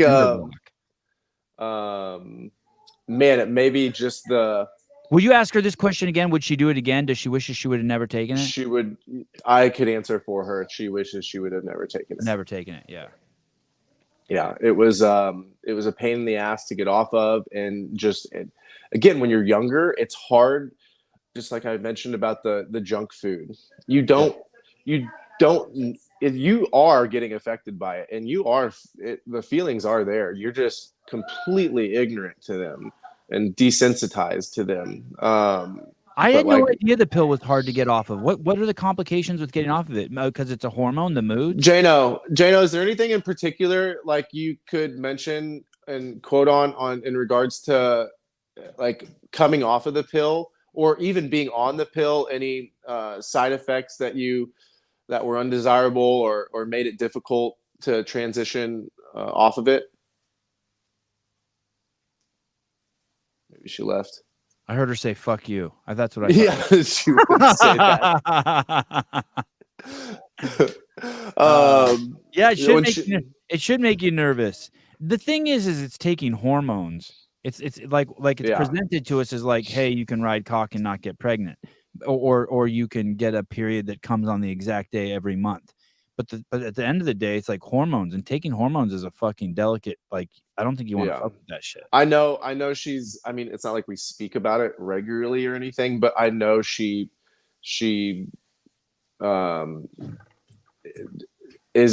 happy with that decision that she made as a younger adult, and wishes she would have got off of it, and definitely advises to young women and young athletes that to not screw around with your hormones, and specifically through birth control. Not and then whenever you say shit like that, there's always like, gosh, like I've said, I used to take Adderall, I used to take Ambien, I used to take Vicodin, and like when you tell people like that stuff is garbage and that stuff's terrible for you, and you need to find alternative means to treating the root issue, someone's always like upset at you for saying stuff like that, and, right? But I don't know, whatever. Maybe not even worth really indulging their hurt feelings or. But yeah, it's nasty stuff, man. It's nasty stuff. Sure, it can keep you from getting pregnant, and sure, it can help your acne or whatever. But there's better ways of doing it that yield a healthier mind, body, and spirit. In my opinion. How old's your daughter now? She's almost 4. And are there any more on the way? No. I think for my birthday, I'm gifting myself a vasectomy. Oh, here, there's Jano. Just was there any please do. Was there any like really negative side effects or any reasons why you wouldn't take birth control, or what made it difficult to like come off of it or anything? Definitely now. Looking back, I mean, I don't think anybody knows really the effects that it's happening when you're on it, because you don't know how you're supposed to feel when you're off it. Yeah. So I got on it because I had really bad cramps, right? That's one of the things that like a lot of women get on it at such a young age, even before like they're having sex or even thinking about sex. A lot of doctors put you on birth control for your cramps to treatment or of heavy symptoms, bleeding, which means that you are overloaded in iron and you need copper in your body. Yeah, there's some sort of actual. But when I got off of it, I didn't realize how stable my mood and my mentality felt. I didn't feel so irrational. It calms you immediately, like almost within like a couple weeks or so of like getting off, you will definitely feel better. But those couple weeks that you go through, you feel like you're in an emotional disaster. You don't know who you are. You don't know how to control any of it. You definitely go through a lot of mood swings getting off of it until your body understands what's happening, and then you can regulate yourself. Yeah, it self-regulates. Yeah, cool. But a lot of times, women holistic doctors will put you on some type of like beef liver or copper or something, getting off of it because it helps alleviate those moody symptoms. Yeah. There you go, from an actual lady. Someone in the comments said anal's the best birth control. Yeah, poop hole's the loophole is what my buddy says. Jesus Christ. Or abstinence, which no one ever said after marriage.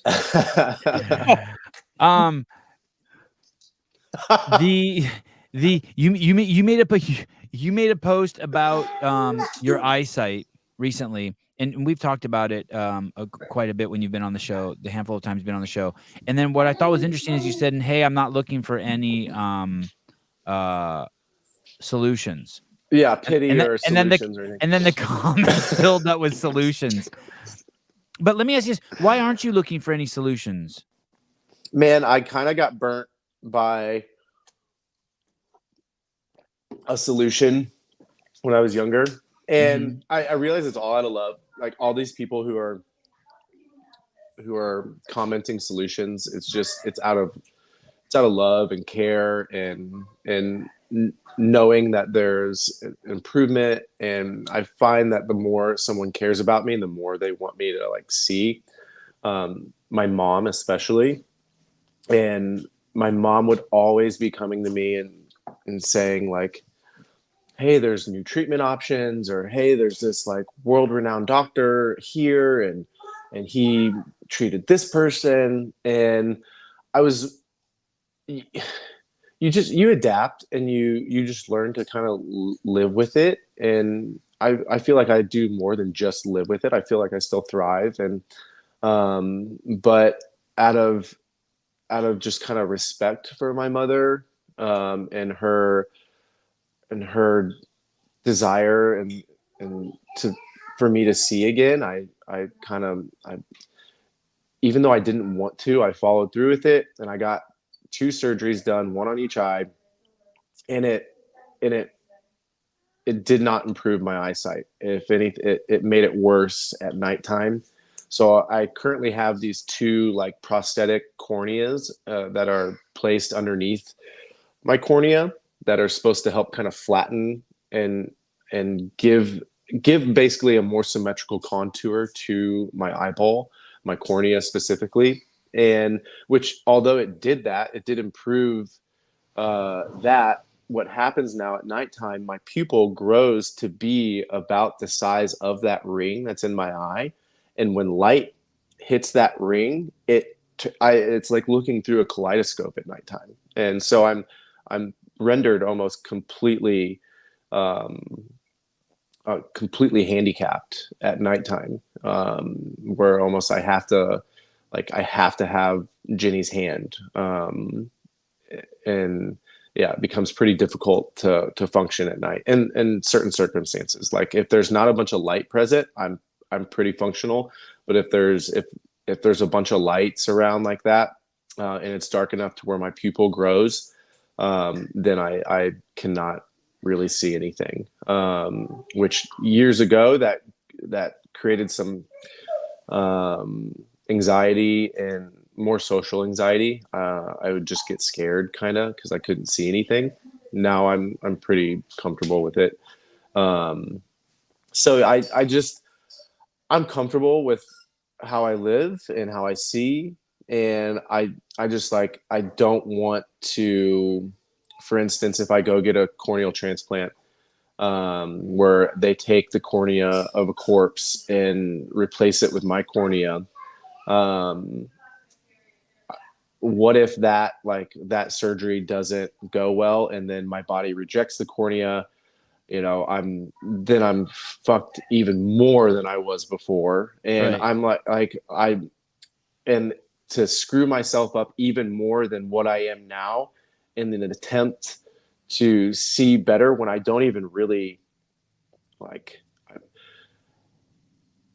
it's almost too much for me, even Right. at this point in my life. I don't like when I have gone to the eye doctor, they can technically fit me with a prescription, but the second my head moves or the light changes or my eyeball moves, the prescription in theory is changing because my cornea isn't shaped symmetrically. So it's shaped like a misshaped diamond. It just light is bouncing in all different directions.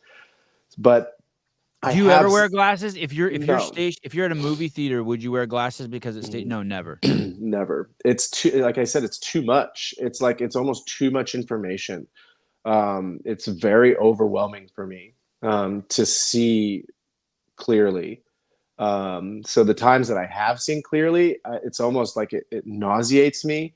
It's too much. Like I could see the leaves. I could see the little, the little pieces of like sand in the concrete and the lines in things, and it was too much, and Sounds like mushrooms. it kind of, in a way, it just the same way that mushrooms are, that experience can be overwhelming. The information coming in can be overwhelming. A very similar experience, but yeah, to the overwhelming nature of it, I mean, which is cool. It's fun to take mushrooms and because you don't need your eyes for that, to see. All right, you get you're getting very high quality imagery coming in without the need for your eyeballs. So like if I ever want to see something magnificent, I could just take some mushrooms and close my eyes for 4 hours, and then be restored to my normal way of being that I prefer. Hey, do you know about lion's mane? Yeah, I took some this morning. Do you subscribe to the like they say it grows your brain cells and your connective tissue in the brain and can help you with memory? Do you think that there's truth to that? Yeah, I got really sold on it when this is years ago. A good friend of mine growing up, his dad is like a big outdoorsman, and he's always harvesting mushrooms and making tinctures, um, and he had a massive stroke, and the doctors attributed his ability to basically bounce back without having any symptoms of having a stroke. He was like tweaking out for a little bit, but he's completely normal and fine now, and they attribute a lot of his ability to be so healthy now to his extended use of certain mycelium. And that lion's mane, you don't do you trip at all when you take it or no? No, it's a non-psychoactive mushroom. How did you hear about it? Through that guy, through that story you told? I was familiar with it through that, and just like kind of being in the the space, if you will, of where people are looking for things that are improving cognition and longevity and memory and such, and also just through strong coffee. Even like we've used mushroom complexes in our lattes ever since. We've kind of refined it over the years and have been a little bit more selective with some of the things that we use. But yeah, it's been something that's been on my radar for a while, and it's cool that it's getting talked about on both ends, both the psychoactive ones and the non-psychoactive ones. I think it's good for. Is there a brand you'd recommend? The guy from Salty Hive, Justin, is asking, what brand does he recommend? My dad's recovering from a stroke right now. I want to get it for him. Man, I don't have like necessarily anything that I like super recommend. I personally I drink strong coffee, and I take a thing called Focus from Organifi. I think that's what it is. I'll go check. It's right around the corner. God, I would think that instead of there would just be ground up shit in there. You know what I mean? How do you know it's like really the mushroom in there? Right. Hey, Sam. So I take this from Organifi. It's called Focus and Mental Clarity. Sam, how do you know it's really the mushrooms in there? Like you're not being duped. You just you know someone who works there, or like how do you know? You read the reviews? Organifi's to my knowledge. I don't know if you know Drew Canoli. He was a guy who started Fit Life TV. Fit Life TV was one of the first YouTube channels that provided like a holistic wellness advice, if you will. I mean, this is a long time ago. This is like when, before YouTube was even a thing. And yeah, he was on there, and I remember following him and I've followed his development of Organifi, and just they go through extremely like they go above and beyond when it comes to like how they are sourcing their products and the farms that they're using, and it's above and beyond, and all their products are tested. And so just as an athlete too, just wanting to avoid any cross contamination with something funky. So yeah, they've kind of been a preferred source for me to get a lot of my supplements that I would take from. I'm excited to see you, Carson. Going back to Carson, see you there, right? That's where you're headed, dude. How cool, man! I'm so excited to be there. I'm pumped to get to see you. I'm more excited to see you and to see Pat and to see all the people than I am to anything else. I'm so excited to get to put the camera in guys' face and hang out with you guys. So pumped. Oh, it'll be a pleasure, Sevan. I'm glad we can all reunion there. Yeah, it's gonna be cool. Do you have a prediction on whether you're gonna go to the games? I mean, I don't think about not. I don't spend a bunch of time there. I'm really happy with my fitness right now. I'm what I would consider peaked out. It's about as good as it gets for me. Which when I'm peaked out, like I said, I think I just personally believe I'm not saying I have the best lungs, but I think I have an engine that rivals someone like even a Brett Fikowski or just someone who you would consider like maybe one of the best in the sport with their engine and their work capacity. And as long as I can stay healthy and I'm taking extra precaution to not get sick over the next 10 days, I'm really confident and happy with what I'm gonna be able to bring to the floor, and don't see why I can't get enough points to qualify. Awesome. All right, brother. Thank you so much for coming on. I appreciate it. Yeah, absolute pleasure, You're the Sevan. man. See you in 10 days, dude. See you, dogs. Sam Dancer. Fucking make room for him in the Hall of Fame. Guy's been around forever. Seriously. Yeah, when he called Jason Smith a legend, I was like, well, I think you're in the same boat. It would be really cool if Sam made it to the games. Hell yeah. Super duper cool.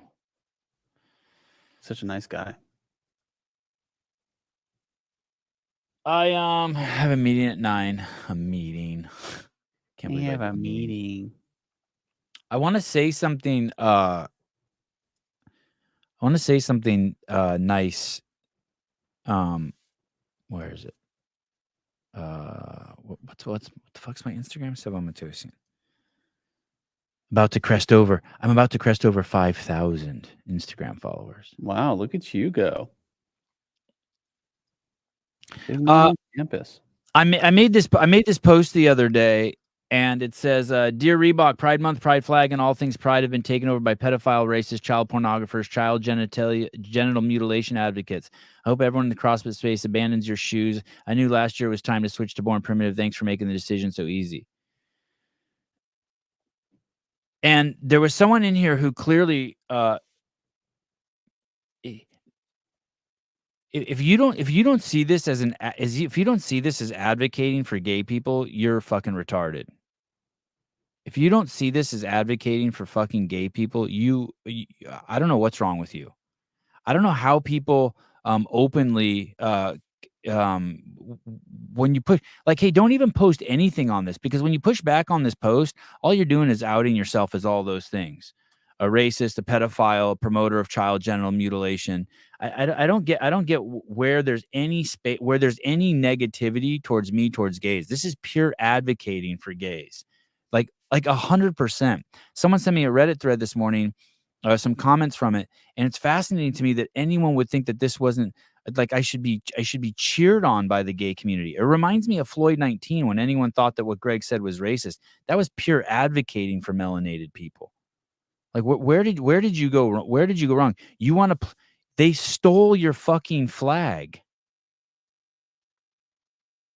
The pedophiles stole your fucking flag. They knew that they co-opted your movement. They're walking next to you for protection. These people, minors attracted people. They snagged your flag. It's fucking wild. There's this gay bashing is the clickbait of early 2000s, bro. It's 2024. Find something better. Megan, dear, I do not know what you just read. I have no idea what you just read. It's the exact opposite of gay bashing. I have no idea what you just said. Let me read. Pride Month and Pride Flag, all things Pride, have been taken over by pedophiles. Megan, are you advocating for pedophilia? You know, a huge chunk of your cohort in the gay community was subjected to pedophilia. I mean, it's fucking everywhere. But why are you advocating for that? Did you enjoy that experience? Did that happen to you? How the fuck are you advocating for that? Publicly.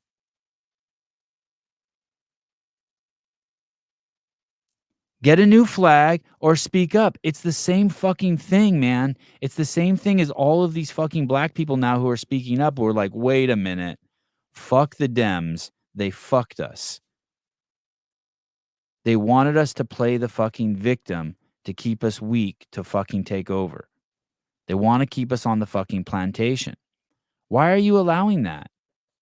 Are you just attracted to victims? Is that what it is, Megan?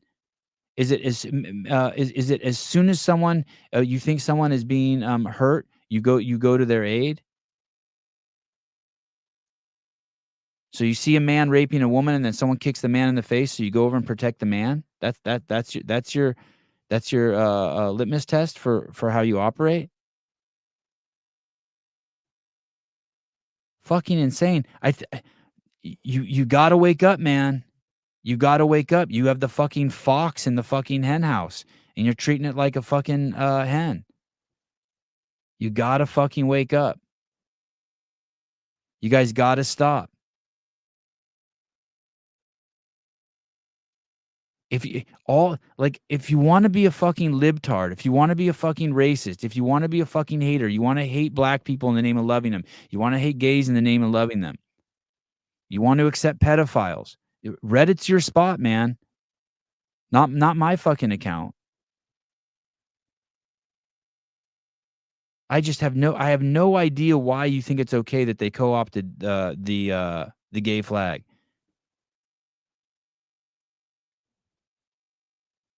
Gay bashing. It's the fucking last thing I'm fucking doing.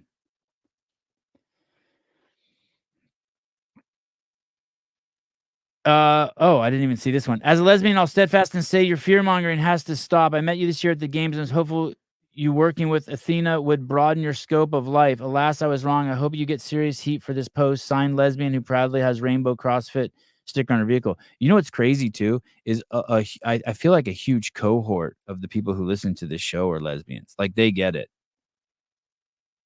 I wonder what because they're tired of their shipping. Health Fit, thanks for sharing. I probably have an American flag and Donald Trump sticker on mine. Yeah, like what are you doing, Odie? Like, who cares if you're a fucking lesbian? Oh, that's a fucking cool ass picture though you posted. What is that? Wow. I have seen some strange things, but a Camaro Camino. Wow, that's dope. Holy shit. I'd rock the shit out of that. Would you drive that? Yeah, I'd probably drive that. I will say I've always kind of wanted an El Camino. Those are sick. I would paint it like maroon. Yeah, I was thinking like a ruby red, like with like sparkles, like sparkles. Yes. Yeah. Yes. Some pinstripes on the side. Yes. Ooh, baby. Yes. Oh, is that them in the next picture below it? Yeah, that's her. Odie, how do you fear mongering? Odie, do you have kids? How about just thank you? How about just say thank you to me? Sevan, thank you. Thank you for standing up for fucking lesbians and fucking gay dudes who can't stand up for them fucking selves, who've been co-opted by pedophiles. And fucking trannies who have this fucking deep desire to read to little kids in libraries. How about just a thank you?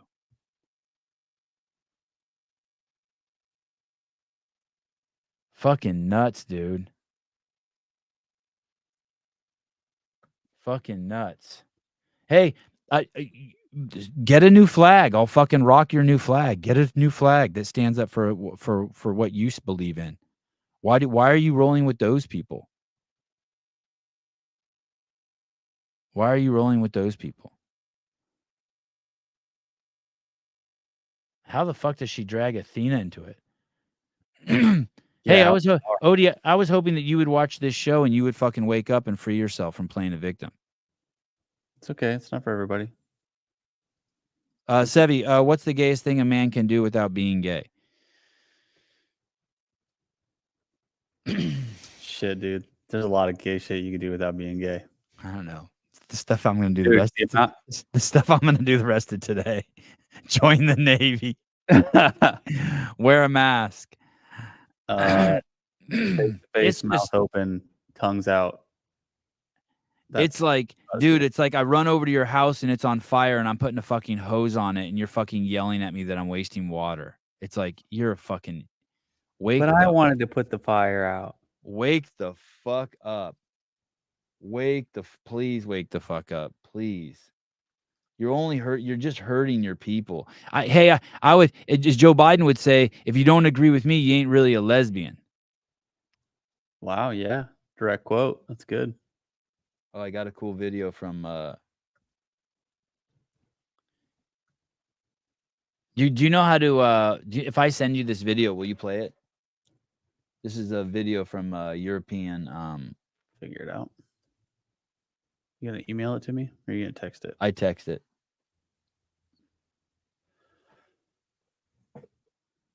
How about this? How about this, you guys? Let's say I'm totally wrong. Margie and Odie. Let's say I'm totally wrong. Let's say you're totally right. Let's say I'm totally off base. Wouldn't you be like, hey, Sevan, I don't think you understand. Let me explain it to you. But I'm totally with you. It's so cool that you're fucking stand up for kids and lesbians and gay people. But you're wrong and you're off base here. Why don't you tell me where I'm off base? Because I have all of this energy and all of this passion. Why don't you unfuck me? And then I'll get on your team. Why don't you just unfuck me? It's like I'm a pro-choice guy and I have these fucking pro-life people on and I can't unfuck them. I want to, but I can't because everything that they're saying makes complete sense to me. I'm like, okay, so your belief is that you're standing up against killing children. Fuck. That sounds pretty fucking noble to me.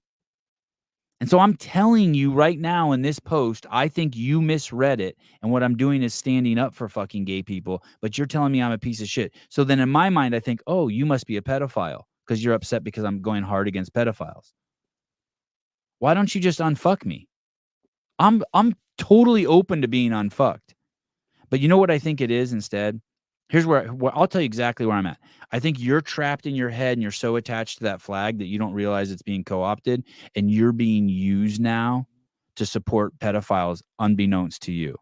That's how attached you are to that rainbow flag. Instead of being like, fuck, Sevan's right. I'm going to pull off the fucking rainbow flag and I'm going to a sticker and I'm going to put a sticker that says I love eating pussy instead. Because the flag's been co-opted. Honk if you're a lesbian, some shit like that. Fear mongering. Are you out of your fucking mind? Fear mongering.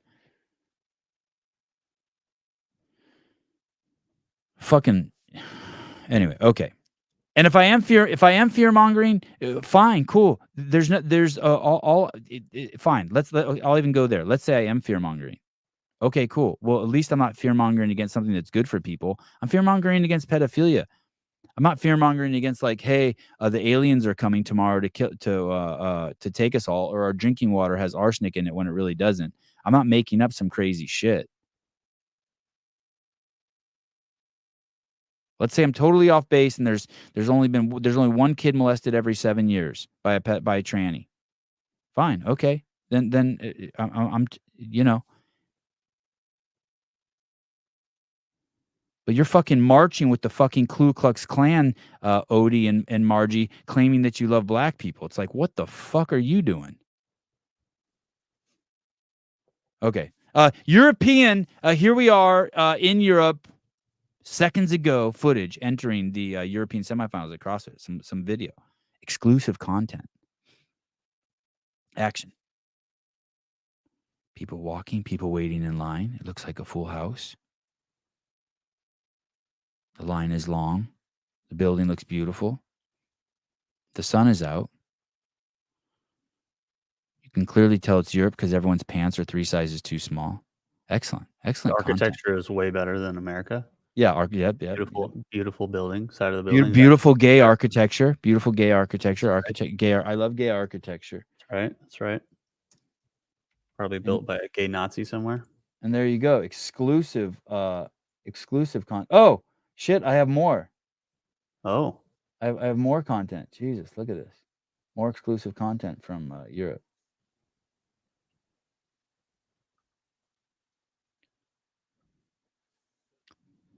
Don't forget, like in my heart of hearts, I'm a libtard. I was telling someone yesterday, I don't bathe because I think it's wasting water. I only shower.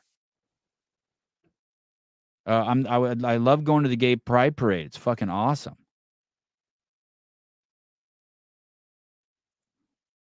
I'm not grossed out by fat people or old guys with their dicks out. Not at all. Not even lice. But fuck, man. My line's at fucking diddling kids, dude. I ain't doing that. I ain't fucking even going there for a second. Fuck you. And for keeping black people on the plantation, I ain't playing that fucking game either.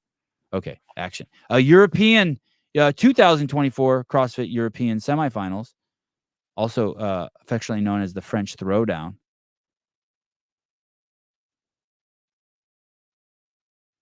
Speaking of anti-gay, that's as anti-gay as it gets. Vendor Village setting up. Look at this, illegally going into someone's tent to get us some exclusive content. Wow.